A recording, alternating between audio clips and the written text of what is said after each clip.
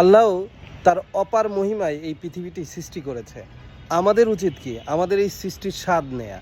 আমাদের মানুষের জন্য আল্লাহ তাআলা নানা রকমের পশু পাখি গাছপালা এগুলো কিন্তু মানুষের কল্যাণের জন্য সৃষ্টি করা হয়েছে।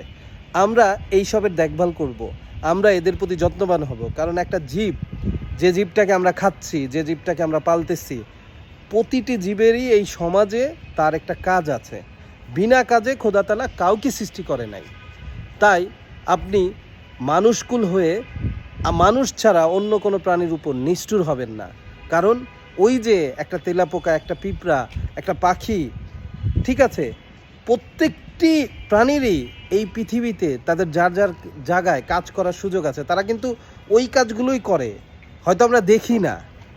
প্রত্যেকেরই কাজ আছে। তাই অপ্রয়োজনে অকারণে কোনো প্রাণী নিধন করবেন না, কোনো প্রাণীর ক্ষতি সাধন হয় এরকম কিছুই করবেন না। কারণ আপনার দ্বারা যে প্রাণীটি ক্ষতিগ্রস্ত হলো, মারা গেল, তার জন্য কিন্তু আপনাকেই জবাবদিহি করতে হবে।